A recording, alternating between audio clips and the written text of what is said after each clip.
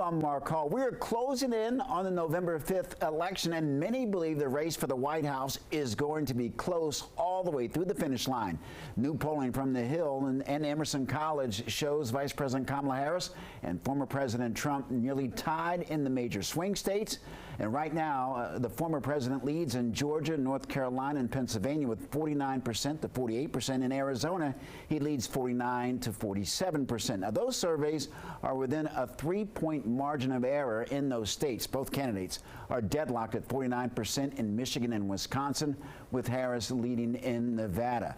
Returning to Capitol Review, Professor Todd Belt. He's the director of the Political Management Program at the Graduate School of Political Management at George Washington University. Professor, welcome back. Thanks, Mark. It's great to be with you again. Well, what do you think things stand right now with Trump versus Harris? Well, it's absolutely neck and neck, and you just said those types of polls that are in the states, and those are the ones that really matter.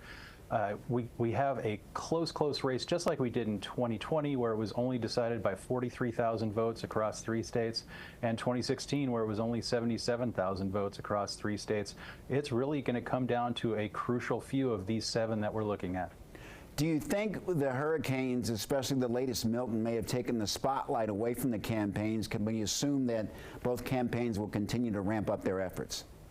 Well, they haven't let that stop them. Of course, they're trying to talk about the campaigns in different ways. Of course, Donald Trump is trying to talk about the FEMA response, and you have Kamala Harris also talking about the response as well. So anything that gets into the news, they're going to try to get one angle on it. Kamala Harris from more of a governmental angle and helping people, and Donald Trump from criticizing the incumbent administration.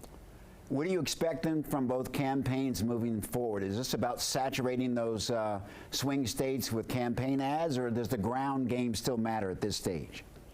Oh, the ground game absolutely matters. In a close election like this, when you're able to get people to go door to door and to talk to their neighbors, that can make a big difference. And we've seen the Harris and Walz campaign go out to some of the urban areas, which we know Donald Trump is going to win, but they're trying to get more and more people to talk to each other so that they can cut into those margins, because it's a statewide total, after all, that matters. And so they're putting their efforts there. Harris and Walz have a bigger ground game than Trump does, but of course, Trump commands all the media attention, as he always does. Right now, Dr. Belt, it's still hard to believe that there are undecided voters, but what are undecided voters looking for at this stage? Yeah, believe it or not, there are a few out there. Mostly this election is going to come down to, 3 things: depressing the vote of the other side, encouraging your voters to turn out, and trying to wedge away what little undecideds there are. We know that for undecided voters, when they decide in the last couple of weeks, the most important things to them are the characteristics of the candidates.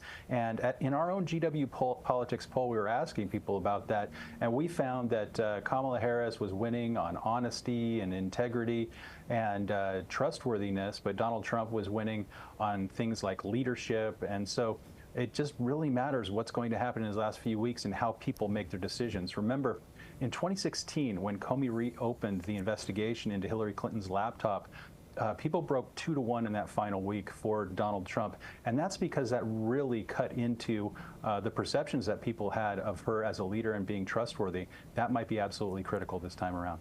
That sounds like an October surprise. Dr. Belt, is it too late for an October surprise right now? If there is an October surprise, it's going to affect what people think about the personalities of these candidates, as I just discussed.